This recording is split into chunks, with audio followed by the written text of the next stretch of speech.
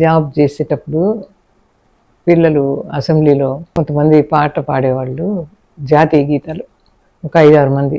వాళ్ళల్లో ఒక అమ్మాయి బాగా చదువుతుంది, చాలా పూర్, ఫాదర్ లేడు.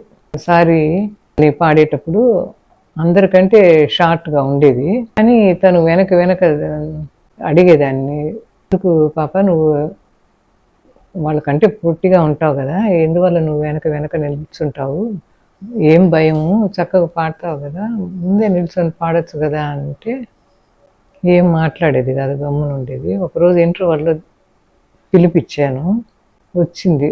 వచ్చినప్పుడు ఏమ్మా నువ్వు వెనక ఎందుకు దాక్కుంటావు, భయమా నీకు అంటే, కాదు మేడం అని. మరి వెనక ఎందుకు నిల్చుంటున్నావు అంటే, నాకు యూనిఫామ్ లేదు అని. తర్వాత గమనించి చూస్తే తను జెంట్స్ ప్యాంట్ వేసుకుంది.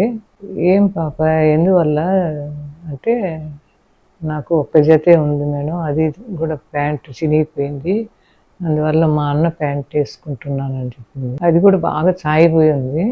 సరే ఎంత అవుతుందమ్మా అని అడిగినప్పుడు, పాప ఇంత అయితే ఒక కొత్త పేరు వస్తుంది మేడం అని చెప్పింది.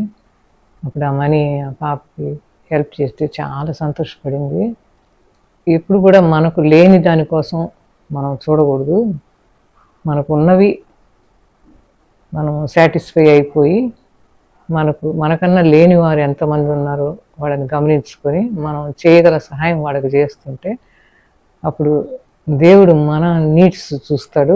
వాళ్ళకి ఇచ్చినప్పుడు మనకు ఎక్కువ సంతోషం వస్తుంది. మన దగ్గర ఉండే వస్తువు కంటే వేరే వాళ్ళకి ఇచ్చినప్పుడు వాళ్ళు ఎంత సంతోషంగా ఫీల్ అవుతారో అది చూసినప్పుడు మనకు చాలా సంతోషంగా ఉంటుంది.